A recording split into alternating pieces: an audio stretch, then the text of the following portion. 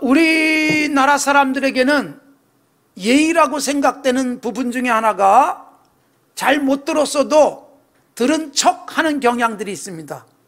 되묻는 것을 어려워합니다. 특히 상하관계라는 수직적 질서 속에 있을 땐 더욱 그런 경우들이 있지만, 여러분, 일반적으로 서양 사람들에게 있어서는 되묻는 것이 일상화되어 있습니다. 못 알아들었거나 또는 이해가 안 되면 다시 묻는 것, 절대로 결례일 수 없습니다.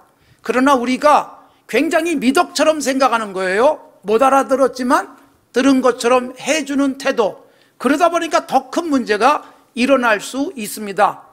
질문하고 궁금할 때 물어보는 것은, 그건 건강한 일상을 유지하는 매우 중요한 것이고, 그리스도인의 삶을 시리즈로 다루고 있습니다만, 오늘 5번째 시간, 궁금하면 물어보기.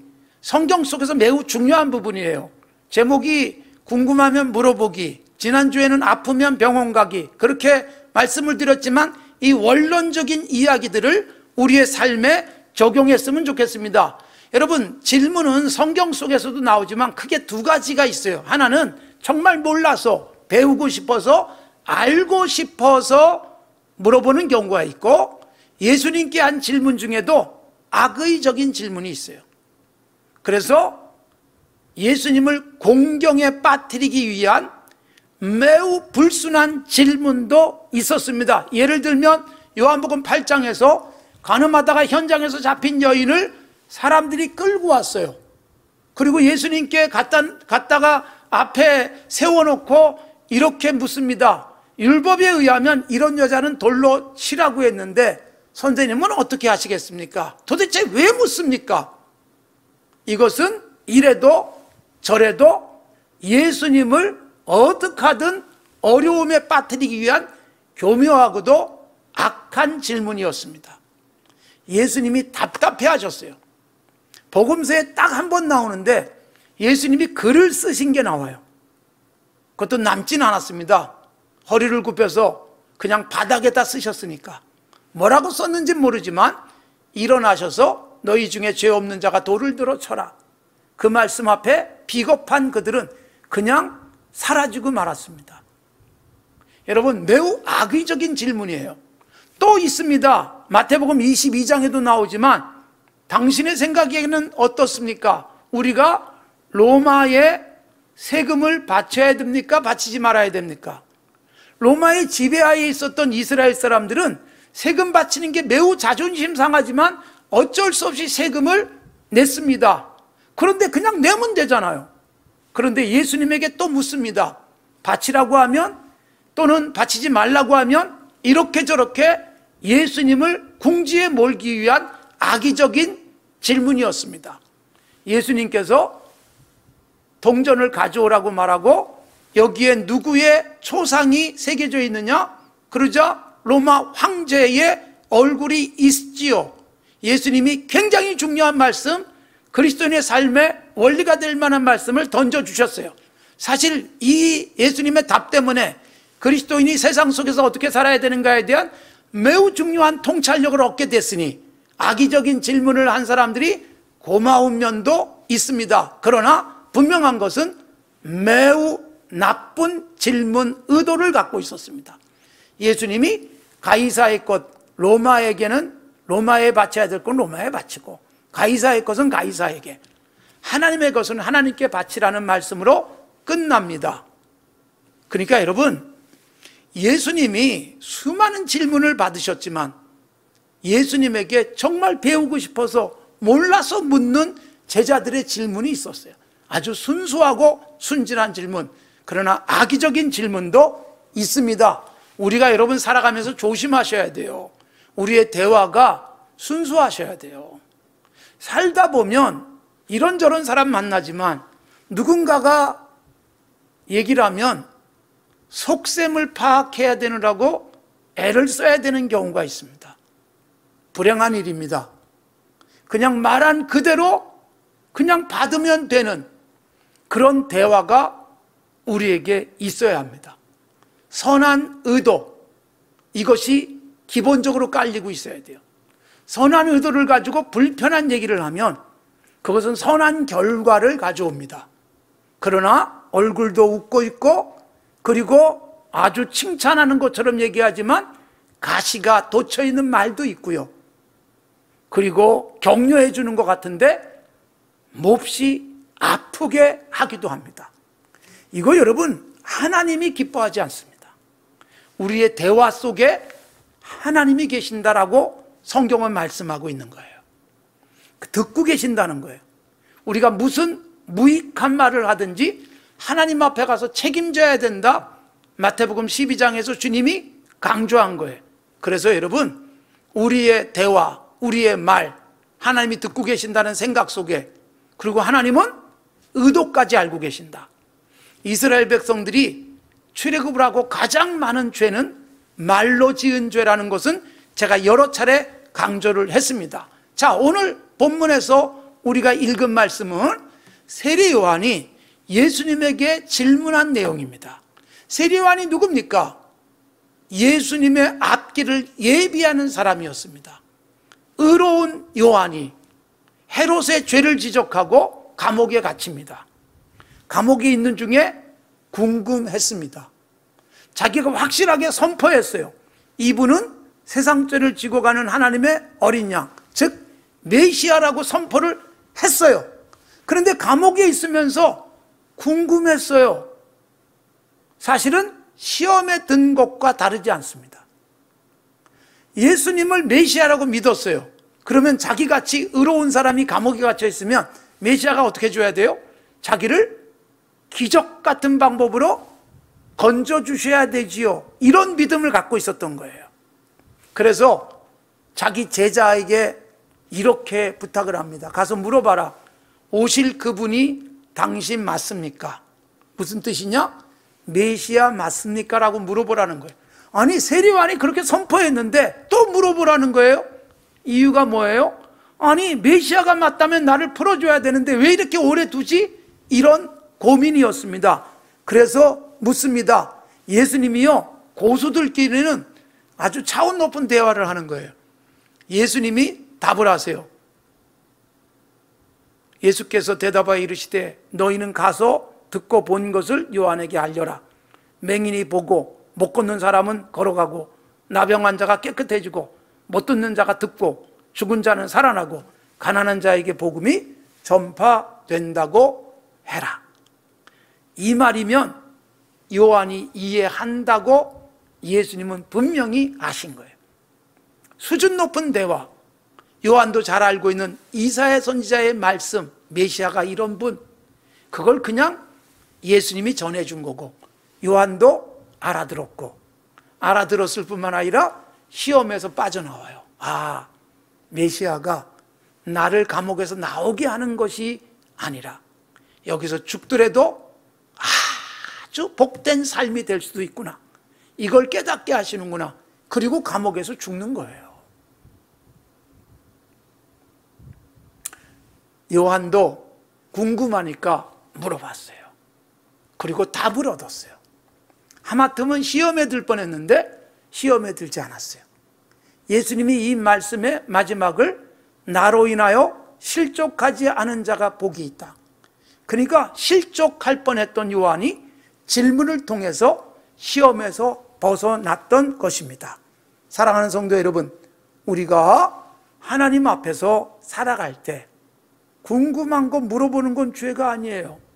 그러나 물어보지 않은 채 마음대로 판단하고 그리고 굳게 믿어버리고 내 추측이 사실인 양 생각하고 살아가면 죄 짓게 됩니다. 예수님에 대해서 질문한 사람은 그나마 괜찮은 거예요. 질문도 안 한 채 오해하는 사람들이 얼마나 많았는지 모릅니다. 인간의 죄성은요, 내가 생각하고 싶은 대로 생각하고 판단하고 싶은 대로 판단하게 만듭니다. 그리고 심지어 내가 추측한 것을 확신하게 되고 어느새 그게 팩트처럼 믿어버리는 일들도 있습니다. 얼마나 많은 가짜 뉴스들이 난무하고 있습니까? 그런데 여러분, 그것도 자꾸 하다 보면 가짜 뉴스도 진짜처럼 확신하면서 전파하는 거예요. 굉장히 위험해집니다. 자기 최면에 빠지게 됩니다. 코로나19와 관련된 얼마나 많은 가짜 뉴스가 있었고, 그리고 그것을 지금까지 확신하기도 하고, 그래서 백신 접종을 거부하는 사람도 있는 거예요. 그냥 과학적, 상식적, 그리고 이성적 판단, 그거면 족하지 않겠습니까? 그리고 내가 거부해야 되는 거야. 거부할 수 있고, 얼마든지 자기가 판단할 수 있지만 없는 것들을 만들어내거나 상상한 것을 사실처럼 전파하는 것, 하나님 앞에서 분명한 죄입니다. 사람들은 이것을 죄라고 여기지 않는 경우가 참 많습니다. 가짜, 결국 거짓말. 십계명이 10개밖에 안 되잖아요. 4가지가 하나님을 섬기는 방법. 5번째는 부모를 공경하라. 6번째부터 5가지는 금지 명령인데, 금지 명령, 살인, 간음, 도둑질처럼 금하신 게 뭐예요? 그게 거짓말이에요. 얼마나 심각한 죄인가를 말씀하고 있지만 사람들에게 도둑질처럼 또는 살인처럼 간음처럼 죄라고 여기지 않는 생각들이 널리 퍼져 있습니다. 그렇게 조심해야 합니다. 여러분, 살면서 가장 좋은 방법, 궁금하면 물어보고 불편해도 확인하는 것. 아내, 남편, 부모와 자녀 사이에도 여러분 그냥 상상만 하면서 평생을 오해하고 살아가는 사람도 있는데, 물어보고 풀고 확인하고 정리하고 넘어가는 습관이 우리에게 있어야 합니다. 매우 중요한 부분입니다. 묻지 않아서 생기는 문제들이 있어요. 혼자 상상하거나 한쪽 편 말만 들으면서 단정하는 일들이 있습니다. 여러분, 성경에 가장 위대한 사람으로 꼽히는 다윗도 이런 실수를 합니다.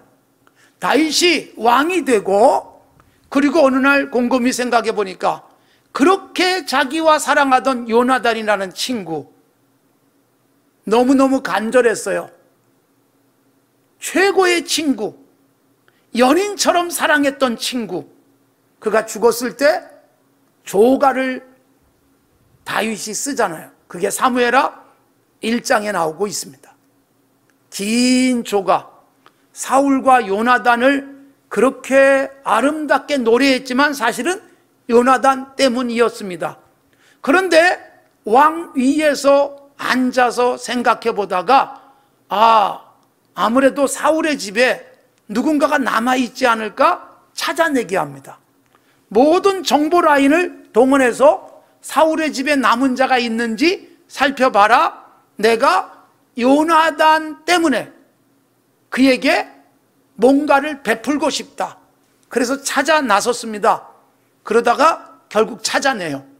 요나단의 아들이 하나 있었는데 어릴 때 떨어져서 다리를 저는 아들이었습니다.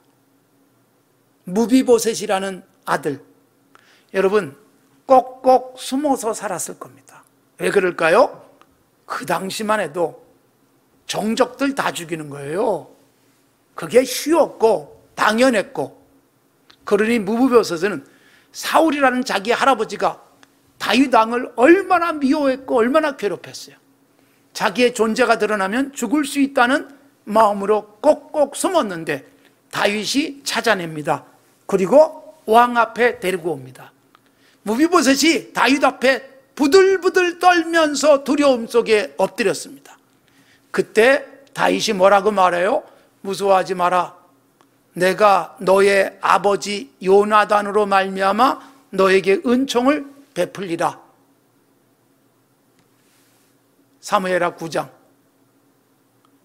네 할아버지 사울 왕이 갖고 있던 땅은 다 네 거다. 왕이 갖고 있는 땅이니까 많았겠죠. 다 무비보셋에 주고 이제부터 내 식탁에서 밥 먹어라. 거기다가 종도 하나 붙여줬어요. 여러분, 다리를 저는 무비보셋으로는 정말 황공무지로 쏘이다, 이런 상황이었습니다. 자, 그래서 여러분, 무비보셋은 자기 아버지 요나단, 바로 다윗의 절친 덕분에 편안하게 살게 됐습니다. 그런데 사무엘하 15장에 중요한 사건이 하나 생깁니다. 다윗의 아들 압살롬이 반역을 하고 다윗이 도망을 가게 됐습니다.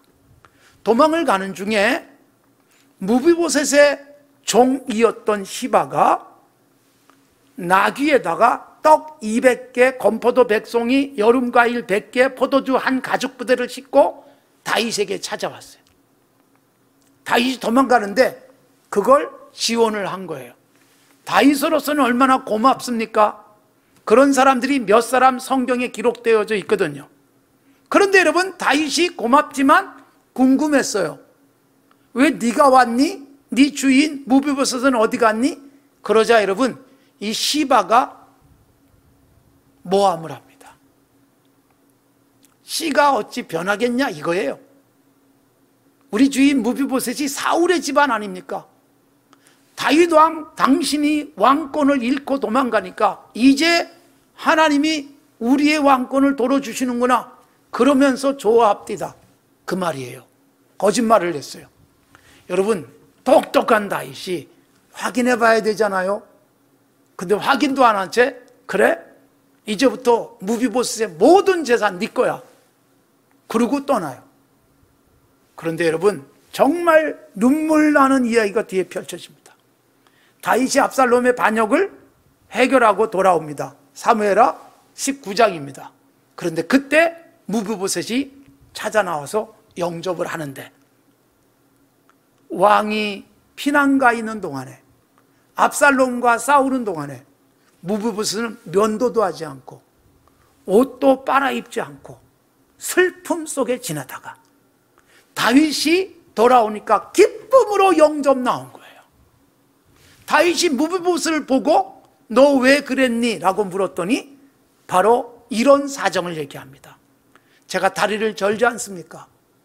제가 왕을 모시러 나오려고 했더니 내 종이 내 것 다 뺏어가지고 왕 앞에 가서 그런 모함을 한 겁니다.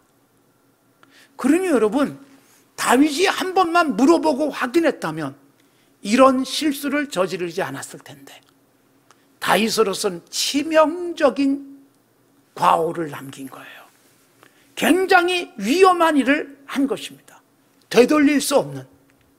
왕이 이미 재산을 다 넘겨놨는데 사실은 여러분, 시바를 처벌해야 될 상황인데 이렇게 하고 넘어가요. 다윗의 생애의 가장 큰 결점이 마무리를 잘 안 져요. 그런 부분에서 우유부단해요. 자, 여기서 딱 한 가지예요. 물어보면 됐을 텐데, 확인해보면 되는데 확인도 안 한 채 성급하게 결정, 오해, 그리고 누군가를 억울하게 만들었죠. 사랑하는 성도 여러분, 살아가면서 조심해야 합니다. 함부로 오해하고 쓸데없는 상상력 발휘하지 마십시오. 제가 늘 강조하지만 하나님 섬기는 것과 사람 대접하는 것 중에 제일 쉬운 게 하나님이에요. 왜 그런 줄 아세요? 하나님은 절대로 오해하지 않으니까. 사람은요, 한다고 했는데도 오해하고, 잘하려고 한 것도 일이 잘못되면 굉장히 그것 때문에 손해를 볼 수 있지만, 하나님은요, 마음을 하시잖아요. 생각을 하시잖아요. 절대로 오해하지 않습니다. 하나님 섬기는 게 가장 쉬워요. 그래서 말 안 해도 아시고요, 조금밖에 없어서 조금 드려도 그게 얼마나 귀한 건지 아시는 하나님. 사람은 마음을 읽기가 어려워서. 그렇기 때문에 여러분 조심하셔야 돼요. 오해하지 않고 쓸데없는 상상하지 않도록. 여러분, 오늘 예수님께서 세례요한에게 대답을 하면서 마지막, 누구든지 나로 말미암아 실족지 않는 자가 복이 있다. 여러분, 예수님이 하신 말씀이에요. 우리는요, 하나님께도 오해하고 하나님으로 인하여 시험에 들고 하나님 때문에 실족하는 일도 있어요.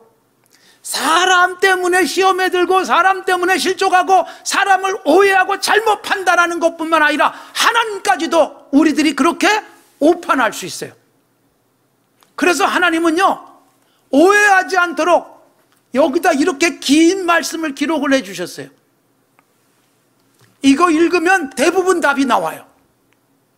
오해할 수 없게 하셨어요. 그래도 이해가 안 되면 기도하고 성경 보고 묻고, 내가 잘 모르겠으면 전문가들에게 질문해서 해결하고, 왜 나에게 이런 일을, 왜 나에게 이런 문제를, 내가 뭐 잘못했다고 이러면서 시험에 드는 일들, 예수님이 세례요한조차도 오해할 수 있는 것을 대답을 통해서 해결해 주시고, 얼마나 많은 경우에 그리스도인들이 하나님 앞에 묻고 해결해야 될 것을 묻어버린 채 오해하고 가는지, 묻지 않고 묻어버려요.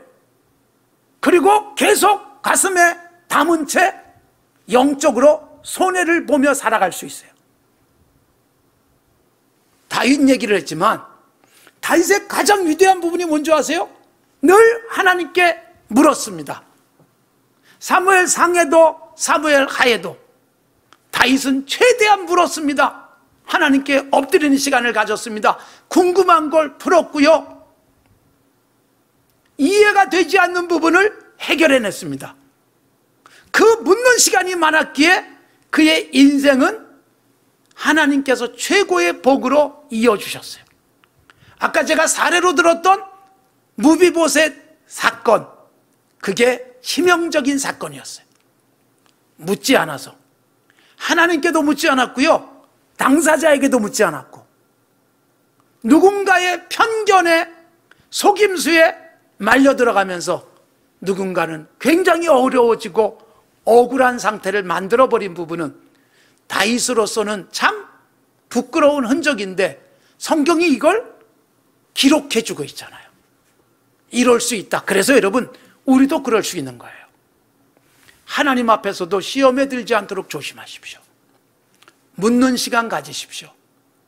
찾아보고 답을 발견해내십시오. 그리고 도움을 청하십시오.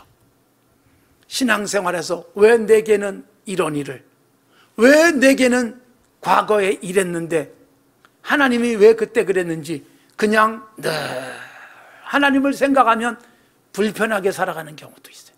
사람 보고 불편한 거야 그거 일어날 수 있다고 생각하지만, 하나님이 평생 불편한 채 살아가고 믿지 않는 것도 아닌데 불편한 하나님, 여러분 이것처럼 안타까운 일이 어디 있어요?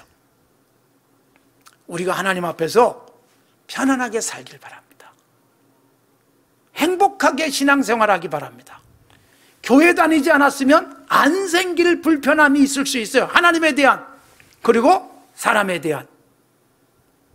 신앙생활 안 했으면 일어나지 않을 내 안의 오해, 잘못된 판단으로 인한 하나님 앞에서의 죄, 이런 것들이 생기지 않도록 조심하십시오. 그게 그리스도인들이 건강하게 살아갈 수 있는 비결입니다.